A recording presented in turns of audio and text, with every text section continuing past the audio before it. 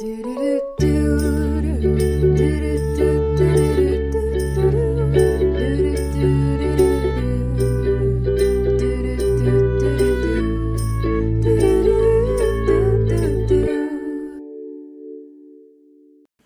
and welcome back to my podcast. I am currently sitting in my garage at home, so I'm really hoping that the quality goes back up.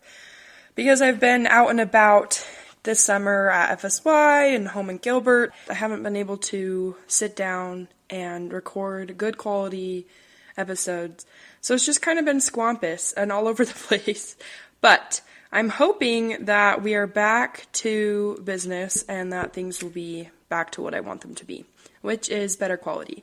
Because a friend was telling me that she was listening to one of the episodes and my voice was really quiet, so she turned it all the way up. And then the ad came on and blasted and scared her. And I felt really bad for that. So I am sorry. I'm hoping that doesn't happen anymore now that I'm actually home and now that I'm in my garage and now that I have my whole setup. So anyway, today I'm going to be reading my blog post line upon line.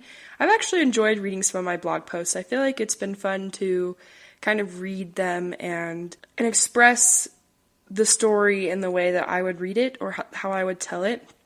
Obviously, I'm reading, and so it probably doesn't sound as natural, but I do feel like it's kind of fun as an option. If you're not really a big reader, you can kind of listen. So here it is. This is line upon line. I posted this on July 23rd, 2024. The knock was faint. I'm a pretty deep sleeper, but I heard it anyway. Personally, I think the spirit woke me up. Because we were in a little apartment pod with 4 bedrooms and 6 counselors, I didn't hurry to get up. Someone else would get the door, right? That thought process didn't cut it, and I couldn't go back to sleep until I got up. So I did.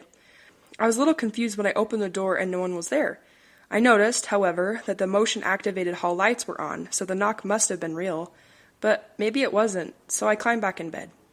When the second knock came, a couple of minutes later, I bolted out of bed and immediately answered the door. 2 young women stood there looking at me. "Hey girls, what's up? Have you seen our counselor? She told us to meet outside our rooms at 5:20, and it's now 5:42. "Oh, shoot, let me get her." I woke up their counselor, and she hurriedly got dressed and rushed out the door. With my purpose fulfilled, I jumped back into bed. But I couldn't sleep. After a minute or so, a random idea popped into my head.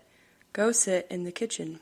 I knew I wasn't going to be able to go back to sleep, so I grabbed my blanket and sat in the kitchen. I watched the clock on the microwave for a couple of minutes when I looked at the trash can and thought, I should put that in the door. Curiosity then got the best of me, and I waddled out into the hall to see if the girls were still there. They were, and they waved at me. I went back to our little apartment and sat back down. I really wasn't sure what was happening, or what I was doing, or why I was sitting in the kitchen, until the next thought came. You need to go hug those girls one last time.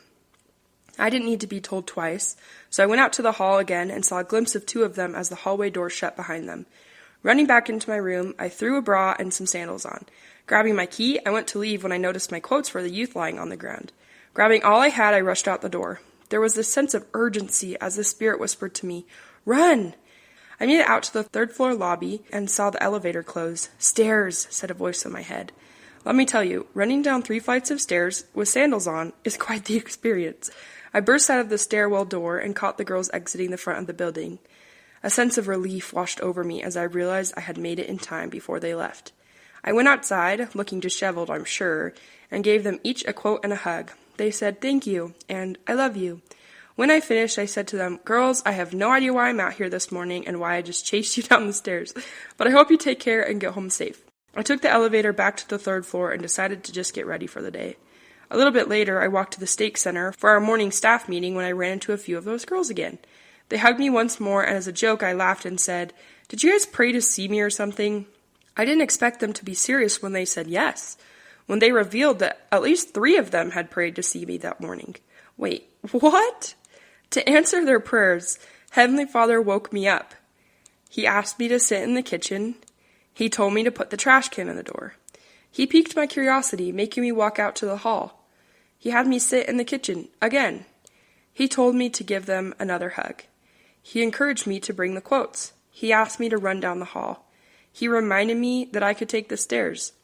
It would have been nice to get the end goal as a prompting right at the beginning. It would have saved me a lot of time. But Heavenly Father isn't efficient, and He doesn't need to be.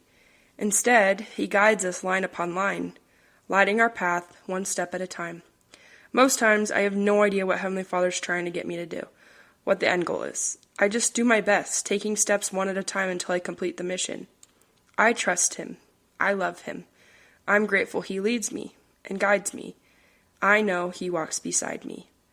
And I know that He is proud when I follow each thought, each prompting, as I am led to do His work. Most times, I don't know what I'm doing.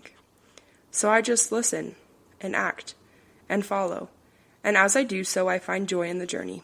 I find meaning in each step. What a joy and gift it is to follow Him, to be His disciple, to be trusted. What a joy and gift it is to be led line upon line. The end! And then the little PS is, the reason these girls from another company knew me is because this was the same week that I spoke in the Young Women devotional and answered a question that wasn't asked. If you're curious about that, see episodes 69 and 70. It's about the time when I was sitting there and the Spirit was like, Kyra, I need you to answer her question. And then I answered a question, and then there was 8 or 9 girls that lined up to see me.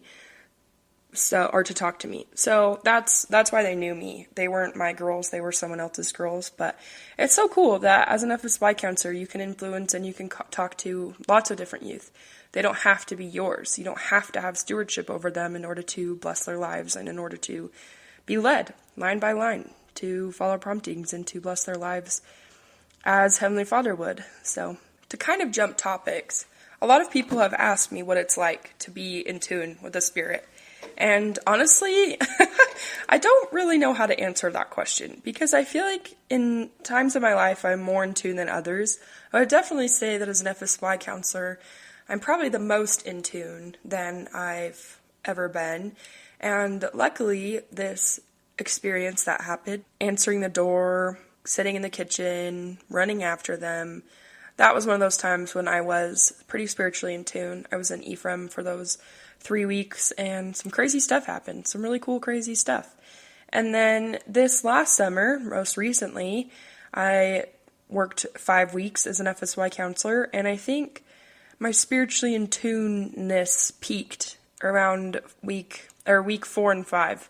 I think I was still spiritually in tune week 1, 2, and 3, but I feel like week 4 and 5, that was my sweet spot. So anyway, yeah, I'm going to answer that question a little bit better in following episodes, but for now, just know that a lot of times, or most of the time, when you're led, you have no idea what's going on. I mean, it's just like Nephi said in 1 Nephi 4:6. I was led by the Spirit, not knowing beforehand what I should do. And I did that from memory, so if that's wrong, please don't roast me. But yeah, that's kind of how I've done it. It's line upon line. It's not, this is what I need you to do, and this is how you're going to do it. A lot of times it's just, this is what I want you to do. Okay, now this. Okay, now this. And honestly, we probably need that, because if we were given the end goal, I think a lot of us would just freak out. I don't know.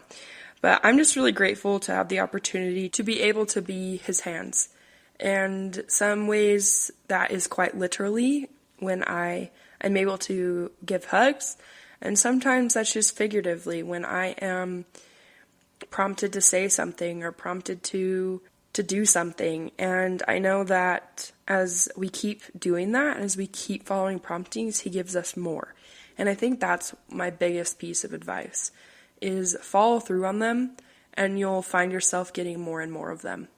And that's kind of what I have for you today. So, thank you so much for listening. Don't forget to embrace imperfection, find meaning, satisfaction, and joy from the journey. I'm Kyra, and this is Imperfectly Broken, the podcast.